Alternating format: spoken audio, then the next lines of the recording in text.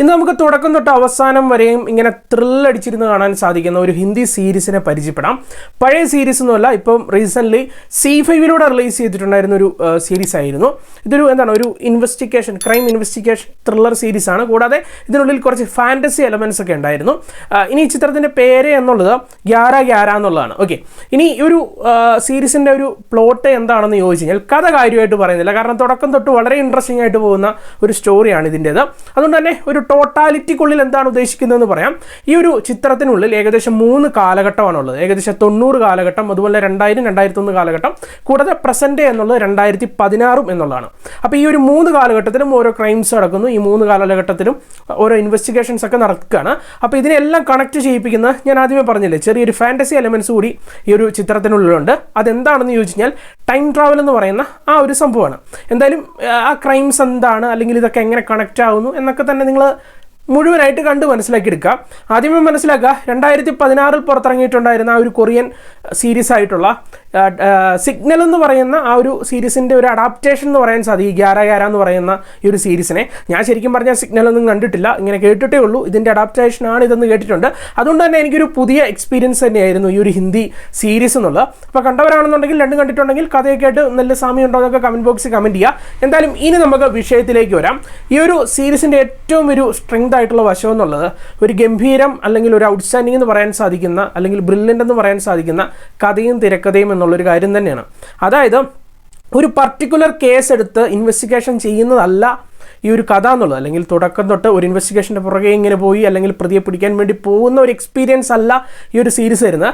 മറിച്ച് വ്യത്യസ്ത കാലഘട്ടങ്ങളിൽ ഓരോ ക്രൈംസും നടക്കുന്നു, അതൊക്കെ ആയിട്ട് ഇങ്ങനെ ലിങ്ക് ചെയ്യിപ്പിക്കുന്നു. അങ്ങനെയുള്ള ഒരു സംഭവമാണ് ഈ ഒരു കഥയ്ക്കുള്ളിൽ നടക്കുന്നത്. അതുകൊണ്ട് തന്നെ അൺപ്രഡിക്റ്റബിൾ ആയിട്ടുള്ളൊരു കഥ എന്ന് പറയാൻ സാധിക്കും. അല്ലെങ്കിൽ മുന്നോട്ട് എന്തൊക്കെ സംഭവിക്കുമെന്ന് നമുക്ക് അറിയണമെന്നുണ്ടെങ്കിൽ ഓരോ എപ്പിസോഡ് മുമ്പോട്ട് കണ്ടുകൊണ്ടിരിക്കണം. അതാണ് ഇതിൻ്റെ ഒരു ബ്രില്യൻസ് എന്നുള്ളത്. അതുകൊണ്ട് തന്നെ വളരെ എൻഗേജിങ് ആണ്. നമുക്ക് ഓരോ എപ്പിസോഡ് കഴിയുമ്പോഴും അടുത്ത എപ്പിസോഡിലോട്ട് ക്വിക്ക് ചെയ്ത് അല്ലെങ്കിൽ ജമ്പ് ചെയ്ത് പോയി കാണാൻ വേണ്ടിയുള്ള ഒരു ത്വര എന്തായാലും ഈ ഒരു സിനിമയുടെ കഥയും തിരക്കഥയും സൃഷ്ടിക്കുന്നുണ്ട് എന്നുള്ളതാണ് വസ്തുത. അതിനുള്ളിലും അത്യാവശ്യം നല്ല രീതിയിലുള്ള ട്വിസ്റ്റ് അല്ലെങ്കിൽ ടേൺസ്, അതുപോലെ തന്നെ നല്ല സസ്പെൻസ് എലമെൻറ്റ്സ്, അതിങ്ങനെ അറിയാൻ വേണ്ടിയുള്ള ഇങ്ങനെ ക്യൂരിയോസിറ്റി വരില്ല, അങ്ങനത്തെയുള്ള എലമെൻറ്റ്സ്. കൂടാതെ അത്യാവശ്യം നല്ല രീതിയിലുള്ള ക്യാരക്ടർ എഴുത്ത്, അത് ഒരുപാട് കഥാപാത്രങ്ങളുണ്ട്. നമുക്ക് സീരീസ് കണ്ടു കഴിഞ്ഞാലും മനസ്സിൽ നിന്ന് പോകാത്ത ഒരുപാട് കഥാപാത്രങ്ങൾ, അവരുടെ സിറ്റുവേഷൻസ് ഒക്കെ വെച്ച് വളരെ എൻ്റർടൈനിങ് ആക്കി അല്ലെങ്കിൽ എൻഗേജിങ് ആക്കി തന്നെയാണ് ആ കഥയും തിരക്കഥയും അവതരിപ്പിച്ചിട്ടുണ്ടായിരുന്നത്.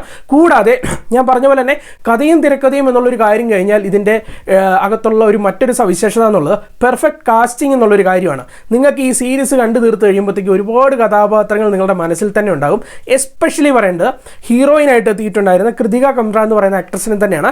രസമായിട്ടുള്ള ക്യൂട്ടായിട്ടുള്ള ഒരു പെർഫോമൻസ് നിങ്ങൾക്ക് ഇതിൽ കാണാൻ സാധിക്കും. ഈ ഒരു സീരീസ് കണ്ടു കഴിഞ്ഞാലും ആ ഒരു ആക്ട്രസിൻ്റെ മുഖം നിങ്ങളുടെ മനസ്സിൽ നിന്ന് പെട്ടെന്ന് പോയില്ല, കാരണം അത്രയും നൈസായിട്ടുള്ള ഒരു പെർഫോമൻസ് ആണ് ഒരു പുള്ളിക്കാരത്തി ഈ ഒരു സീരീസിന് ഉടനീളം കൊടുത്തിട്ടുണ്ടായിരുന്നത്. കൂടാതെ ആര്യ എന്ന് പറയുന്ന ഒരു ഇൻസ്പെക്ടർ ക്യാരക്ടർ ഉണ്ട്. അത് ഹീറോ എന്ന് കൂട്ടിക്കോ, അല്ലെങ്കിൽ 2 ഹീറോസും 2 ഹീറോയിൻസും ഉണ്ട് ഈ സീരീസിനുള്ളിൽ.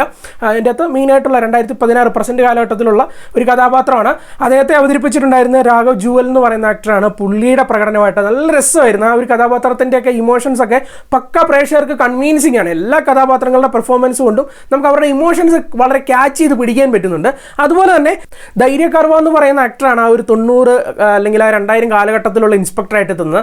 അദ്ദേഹത്തിൻ്റെ പ്രകടനമായിട്ട്, അതുപോലെ അദ്ദേഹത്തിനൊരു കാമുകിയൊക്കെ ഉണ്ട്, ആ ഒരു ആക്ട്രസിൻ്റെ പ്രകടനമായിട്ട്, ഇതൊക്കെ തന്നെ നമ്മുടെ മനസ്സിൽ നിൽക്കുന്ന കാര്യമാണ്. വെറുതെ അല്ല, അത്രത്തോളം ഇൻറ്റൻസീവായിട്ട് ആ കഥാപാത്രങ്ങളെ ഉൾക്കൊണ്ട് പ്രേക്ഷകരിലേക്ക് എത്തിച്ചുകൊണ്ടാണ് നമുക്കിങ്ങനെ ഓർത്തിരിക്കാൻ സാധിക്കുന്നത്. അങ്ങനെ ഔട്ട്സ്റ്റാൻഡിംഗ് ആയിട്ടുള്ള ഇവരെ മാത്രമല്ല കേട്ടോ, ഞാൻ പ്രധാന കുറച്ച് കഥാപാത്രങ്ങളെയാണ് പറഞ്ഞിട്ടുള്ളത്. കൂടാതെ ഒരുപാട് കുഞ്ഞു കുഞ്ഞു താരങ്ങൾ മുതൽ നമ്മളെ കവരുന്ന അല്ലെങ്കിൽ മനസ്സ് കവരുന്ന ഒരുപാട് കഥാപാത്രങ്ങളെ കാണാൻ സാധിക്കുമെന്നുള്ളതാണ് വസ്തുത. പിന്നെ ടെക്നിക്കലി നല്ല സ്ട്രെങ്ത് ആയിട്ടുള്ള ഒരു സിനിമയാണ്. ആദ്യമേ പറയേണ്ടത് സംവിധായകനായിട്ടുള്ള ഉമേഷ് ബിസ്ത് എന്ന് പറയുന്ന ആളെ തന്നെയാണ്. കാരണം അദ്ദേഹത്തിൻ്റെ സംവിധാന മികവ് ഒന്ന് എടുത്തു പറയണം. കാരണം ഇത്രയും ഒരു അപ്ഡേറ്റഡ് ആയിട്ടുള്ള അല്ലെങ്കിൽ എൻഗേജിങ് ആയിട്ടുള്ള ഒരു സ്റ്റോറി അദ്ദേഹത്തിൻ്റെ കയ്യിൽ കിട്ടിയപ്പോഴത്തേക്കും അതിനനുസരിച്ച് ഈ ഒരു കാലഘട്ടത്തിൽ നിന്നുകൊണ്ട് എങ്ങനെയൊക്കെ ആ ഒരു കഥയെ സ്ക്രീനിലേക്ക് അല്ലെങ്കിൽ പ്രേക്ഷകരെ എൻ്റർടൈൻ ചെയ്യിക്കുന്ന രീതിയിൽ പ്രസൻറ്റ് ചെയ്യാമോ, അതിൻ്റെ മാക്സിമം ലെവലിൽ ഈ കഥയെ സംവിധായകനെടുത്ത് പ്രസൻറ്റ് ചെയ്തു എന്നുള്ളത് തന്നെ എടുത്ത് തന്നെ പറയണം. അത് നിങ്ങൾക്ക് സീരീസ് കാണുമ്പോൾ മനസ്സിലാവും. കാരണം അത്രത്തോളം ഒരു ബ്രില്യൻ്റ് വർക്ക് ഒരു ഡയറക്ടറുടെ ഭാഗത്തു നിന്നുണ്ടാകേണ്ട ബ്രില്യൻസ് എന്തായാലും നിങ്ങൾക്ക് ഈ ഒരു സീരീസിലുടനീളം നിങ്ങൾക്ക്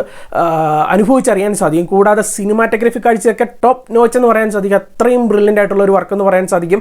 കൂടാതെ ഇതിൻ്റെ BGMs ഒക്കെ തന്നെ എടുത്തു പറയണം. BGMs അതുപോലെ തന്നെ അവിടെ ഇവിടങ്ങളിലൊക്കെ ആയിട്ട് കുറച്ച് ഗാനങ്ങളൊക്കെ എത്തുന്നുണ്ട്. എല്ലാം സുന്ദരമായിരുന്നു എന്ന് പറയാൻ സാധിക്കും. അതിൽ ഈ ഒരു സീരീസിനുള്ളിൽ ചില സമയത്തൊക്കെ നമുക്ക് ഇച്ചിരി ഇമോഷണലി കണക്ട് ആകുന്ന കുറച്ച് സിറ്റുവേഷൻസ് ഒക്കെ ഉണ്ടാകും. ആ ടൈമിലൊക്കെ കൊടുക്കുന്ന BGM എന്നൊക്കെ പറഞ്ഞാൽ ഒരു രക്ഷയില്ല.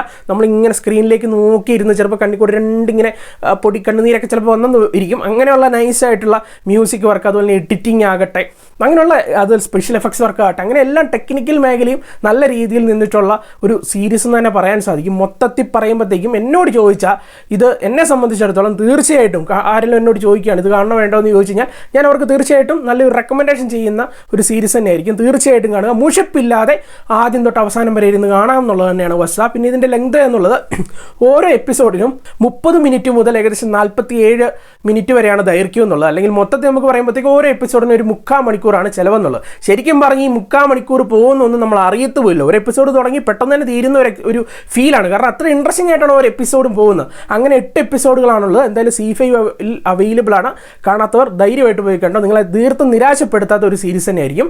സോ കുറഞ്ഞ ഒരു 7.5 ഔട്ട് ഓഫ് 10 ആണ് നൽകുന്നത്. 10-7.5. എന്തായാലും സീസൺ 1 ആണ് ഇതിലൂടെ അവസാനിച്ചിരിക്കുന്നത്. എന്തായാലും സീസൺ 2 വേണ്ടി കാത്തിരിപ്പുമാണ്.